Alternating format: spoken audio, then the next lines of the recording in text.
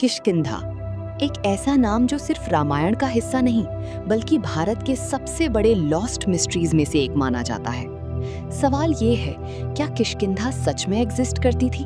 और अगर हाँ, तो क्या उसके निशान आज भी जिंदा हैं? रामायण के अनुसार किष्किंधा वानरों का राज्य था। यहीं पर सुग्रीव और बाली का राज था।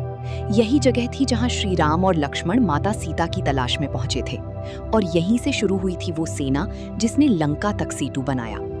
पर सबसे इंटरेस्टिंग बात यह है कि कुछ हिस्टोरियंस और रिसर्चर्स मानते हैं कि किष्किंधा कोई इमेजिनरी जगह नहीं थी, बल्कि इसका रियल कनेक्शन है कर्नाटका के हम्पी रीजन से। हम्पी, जिसे आज यूनेस्को वर्ल्ड हेरिटेज साइट माना जाता है, वहाँ के पहाड़, बड़े बड़े पत्थर, गुफाएं और पुराने स्थलों को देखकर कई लोग हैरान रह जाते हैं, क्योंकि ये लैंडस्केप बिल्कुल वैसे ही लगता है जैसे रामायण में किष्किंधा का वर्णन मिलता है। हम्पी के पास एक जगह है अंजनाद्री हिल, जिसे कई लोग हनुमान जी का जन्मस्थल मानते हैं। ये वही एरिया है जहाँ से किष्किंधा राज्य का संबंध जोड़ा जाता है।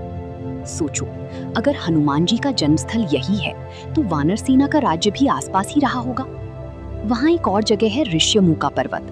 रामायण में लिखा है कि सुग्रीव बाली से बचने के लिए इसी पर्वत पर छुपा था और इसी जगह श्री राम से उसकी मुलाकात हुई थी। अब सबसे बड़ा सवाल, क्या ये सब बस कोइंसिडेंस है?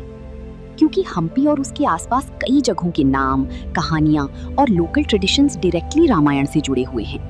लोग सदियों से इन स्थलों को पवित्र मानते आए हैं। कुछ आर्कियोलॉजिस्ट्स कहते हैं कि एंशिएंट टेक्स्ट्स में लोकेशन सिंबॉलिक भी हो सकती है, मतलब कहानियों को स्पिरिचुअल रूप दिया गया हो।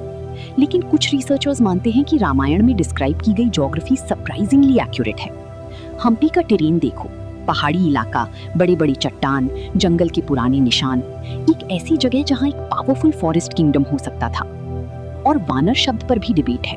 क्या वानर सच में बंदर थी या फिर एक ऐसी जंगल ट्राइब जो अपनी स्पीड, क्लाइंबिंग और वॉरफेयर स्किल्स के लिए मशहूर थी?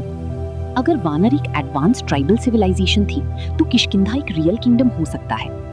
सोचो, एक ऐसा राज्य जहां बाली जैसा वॉरियर था, सुग्रीव जैसा रूलर और हनुमान जैसा महान वीर।